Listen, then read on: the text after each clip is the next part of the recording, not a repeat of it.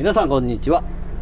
本日の DKTV、シビックタイプ R は熱だれをする、はい、ということで、はい、パワーアップ、そうですね。はい、僕の夏に向けてそうですね。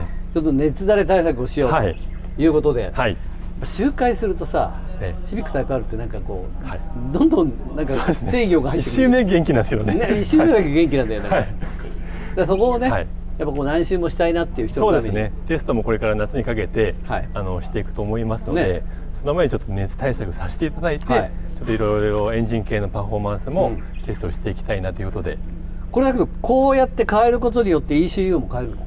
そうですね。今回インタークーラーとか触媒の方は、やっぱしだいぶレスポンスとかも変わってくるので、最終的にはセットアップして ECU の方もやってきましたんで、はい。ということでわざわざ HKS から来ていただきまして、はい、これがノーマルだよね、インタークーラーね。はい、ノーマルのインタークーラーですね。こうやって見るとさ、やっぱついてるのしか見たことないから。そうですね。山川さんどうぞ。こんな違うんだね。あ、そうなんですよ。そうです。説明ですか。はい。純正のインタークーラーから 22% 大型化させていただきまして、はい、大きさが、はい。で冷却効率も23% ほど良くなっております。なので吸気温度が上がってきてもうちの HKS のインタークーラーをつけていただくと、冷えた状態の空気を吸えて、パワーダウンを抑えられるというようなものになりますね。いいじゃないね。結構FL5 になって冷却系も進化しているんですけど、やっぱりコンピューターやりますとターボのブースター数も上げてくるので、吸気温度はやっぱ上がってくるんですよね。そうだよね。はい。で特に鈴鹿とかになってきますと、4速全開5速全開、ああいう領域はやっぱ吸気温がぐわっと上がってくるので、そこを今回この HK さんのインタークーラーをつけて抑えようということでやりました。はい。周回できるっていいよね。そうですね。サーキット入ってすぐやっぱりクーリングするのはね、もったいないですし、そうなんだよね。はい。でFL5 だと、純正でオイルクーラーがついてないんですけれども、HKS ではオイルクーラーも用意しております。でFL5 でサーキットを走るとすぐ油温が140度ぐらいになるんですけれども、それを125度以下で安定させれるようなものになってます。それはいいよね。真冬にジェイズさんの走行会で鈴鹿走られてたじゃないですか。あの時120度超えてたんで、ちょっと僕見ててドキドキしちゃっててもうこれはちょっとオイルクーラーをつけていただいてっていうことで、お話を一回土屋さんにさせていただいたんですけど、土屋さんがちょっとダクトをまだつけたくないなっていう穴を開けるのが嫌なんだよね。なるほど。そうです。オイルクーラー単体でももちろん効果があるんですけど、そうですね、やっぱりフレッシュエアを吸う、面積が純正だとちょっと足りないので、そうですね、本来はねこういう感じになってるんですよ。はい。なんで、HKS の方では、ダクトを設定させていただきまして、より走行風が入るようにしております。なので2つ、つけていただくと、より効果が得られるような、商品になってます。穴開けたくないんだよね。そうなんですよ。で今回そのお話をいただいたので、どうしようかってメカニックと相談しまして、土屋さんの FL5 は今回ちょっと反対側でご説明になっちゃうんですけど、このサイドの部分とこの下の部分のこの黒い部分の奥を切らしていただいて、で後ろに網張らせていただいて、でこのオイルクーラーにエアダクトがついてるんですけど、これがこのダクトに合ってるんで、実際位置ってこの下だったり横だったりするので、これを加工させていただいて、こう色が広げてっていうふうにして、なるほど、下からも上からも吸えるようにして、空気が流れるようにして今回装着をさせていただいたので、これもいいんだけどね。そうこれがね穴開けたくないそうですよね。そんな要望にもちょっと今回答えさせていただきながらつけてみたので、ちょっとこれで走って今日さっき出していただいて、安定したように走れるか、実際そのダクトがやっぱ本来は空冷なのでやっぱ空気を当てて方がより効率的なんですけども、今回ちょっとこう違う形でやらせてもらったので、それが今回どうかっていうのも確認させてもらいたいなと。なるほど。はい。でこれは触媒、こちらがキャタライザーになります。で純正のキャタライザー触媒だと、FL の場合は、600セル400セルっていう、セル数って言って、密度の単位なんですけれども、それが大きければ多いほど、密度が高くて排気効率が悪いんですね。で、HKS の方では、150っていう、セルを採用させていただきまして、もう排気効率も、確保しつつ浄化性能も確保して、もちろん車検対応で認証も取っております。で、この部分とかを、ロストワックスとかいうもので、作らせていただいて、よりここの流れを、良くして、排気効率をさらに良くしております。形状が全然ちょっと違いますね。そうだよね。ここの絞りの部分とかも、広げさせていただいているので。あ、そうか、純正は絞ってるもんね。ここね。そうです。でここにすごく目の細かい触媒が2個入っているので、それがすごくこうセルの粗いものに変わってて、なおかつ排気の浄化性能もしっかりしているので、実際やっぱつけてシャーシ台とか回したんですけど、やっぱシャーシ台数がもう全然クリーンなんですよね。はい。でやっぱしこの触媒がちゃんとそういう仕事もしてくれてるっていうのも分かりますし、つけただけでもそんな違う？違います。結構粗めのやつですともう回すじゃないですか。もう排気の匂いすごいんですよ。ちょっと目痛くなっちゃうところがあるんで。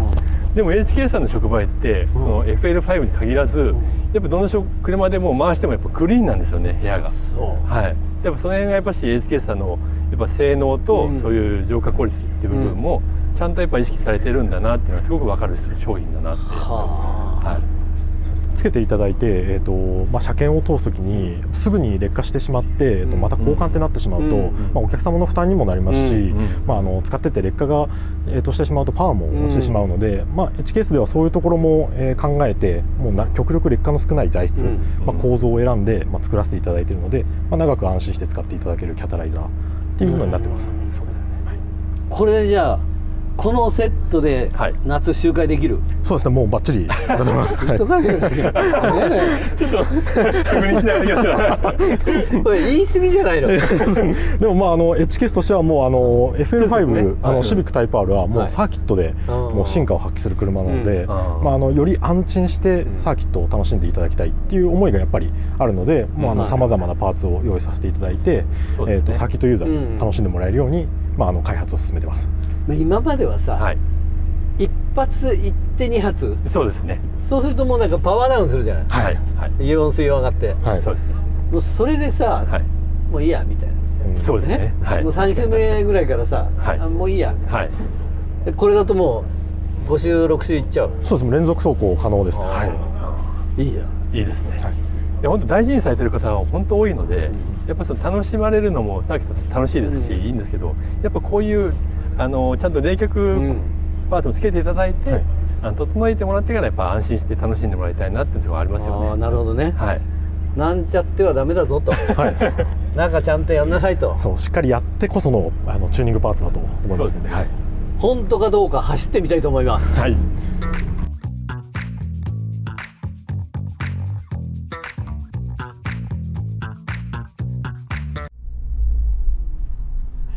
はい。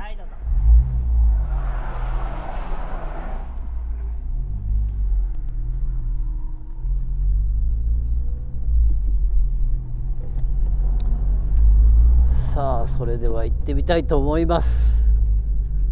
夏に向けて熱対策どうなってるかね。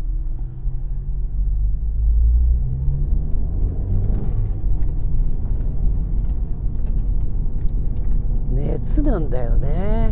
やっぱこうパワーを上げていくとさ、熱がねどうしても上がっちゃって逃げないの、熱が。だからパワー上げるのはいいんだけど、やっぱそういうのをちゃんとやっていかないとさ、何周も周回できないもんね。内圧 1.7。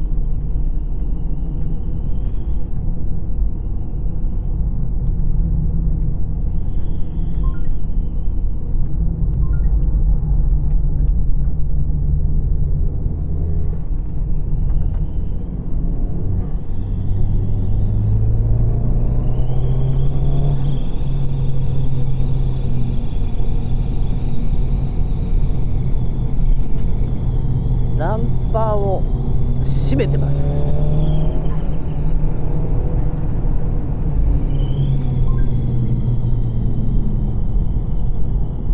フットブレーキで頭がスッスッって入るのいいよね。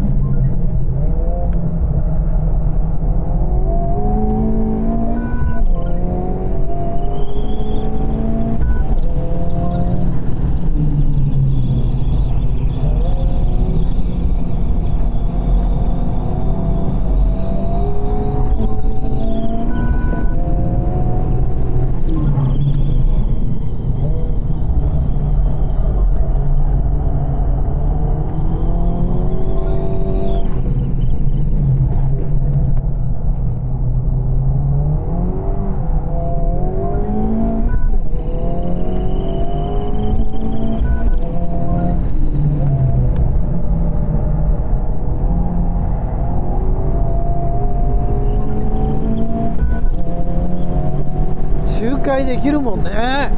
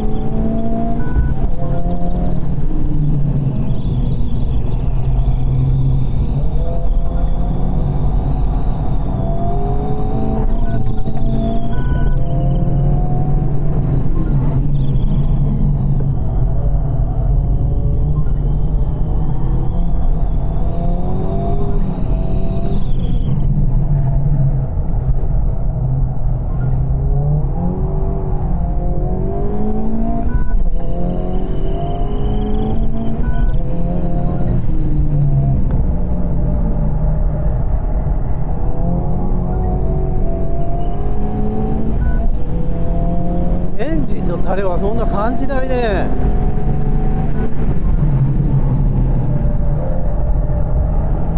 足はね、バンプラバーをちょっと変えてます。足は12キロ12キロ変わんないんだけど、でバンプ、ダンパーに関してはフルハードから3つ戻しかな。でバンプラバーを通常のものよりも柔らかいのにソフトめのバンプラバータッチした時にね変えてます。これはなかなかいいかもしんない。割と安定する。